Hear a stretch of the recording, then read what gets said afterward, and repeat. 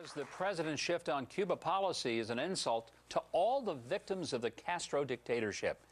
Mercedes Slap's father, Joseph Viana, fled Cuba for the United States after he was held in prison and tortured for fighting against the communist revolution 50 years ago.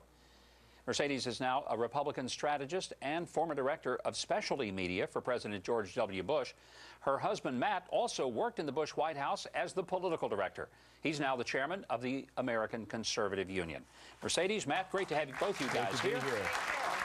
Mercedes, this is very personal to you because of your dad. Why was he in a Cuban prison, and what did they do to him? Well, this was right around 1963, and he had joined a group of counter-revolutionaries. So their goal was to overthrow the Castro regime. My father, for a very long time, understood the ramifications and the danger that came with a communist system. And he started to see how the police and the government would come in to a business, literally knock on the door and say, hand over your keys. This is no longer your business. This is of the state. And this happened time and time again. In addition to that, then they would put spies all around the neighborhoods to check who was behaving and who was not behaving. My father couldn't even finish his university. Why?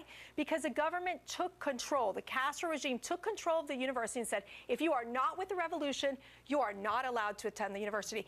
And so at that point, when my father joined the cause, the counter-revolutionary cause, they obviously had infiltrators, found out, and he was incarcerated.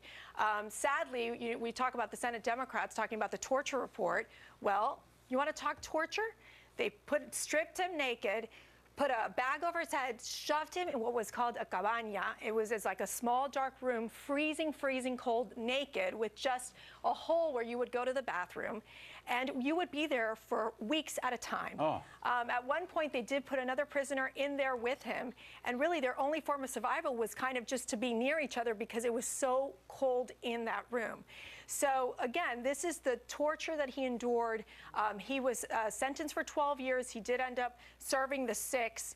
And again, the conditions were inhumane. It was the way they were treated. And plus, they executed. I mean, my father always tells the story of this one man that he looked straight to him in the eyes and said, am I going to be here tomorrow? What this man said to my father, and he said, I just don't think so. And they executed the man the next day. And literally, they always say Fidel Castro ordered the execution and Raul Castro pulled the trigger. And that's what they always say. And I think these are the things that, unfortunately, Americans that haven't gone through this or don't understand how communism works, this is why it is so critical to understand the mentality of these communists and how, in fact, they haven't changed for 54 years. It's so powerful when somebody talks about it who's had family in the middle of it. Right. I mean, because, Matt, I hear people, free market people say, oh, but, man, look at all these products we're going to get. We're going to really introduce free enterprise to them. I ain't buying it.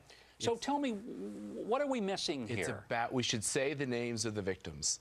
And Raul Castro should have to make amends. You can't take someone's life back, but you can sure give all those keys to all those buildings back to the people who fought hard to pay for that property. Republicans make a mistake. Conservatives make a mistake when they think money and markets and trade will solve everything. That's wrong.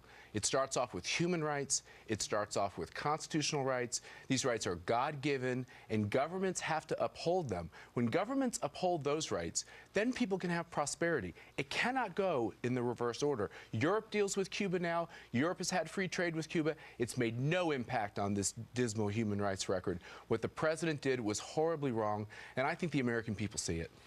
The mere fact that he spent 15 minutes on the phone with Raul Castro and dare not call, talk to Cuban dissidents, dare not talk to the Cuban American leaders that we have in Congress and tell them that this was happening is a disgrace. I mean, I think it's really important, again, for all of us to understand, for the Cubans that live there, if you are not a communist, they do not value you. The only people that receive the money and benefit are going to be those that are attached to the military, and they're the ones, and the government. And so I think you got to look at it this way. We go to grocery stores, we buy our food. You know what they do? They have a libreta that you get. You are rationed food.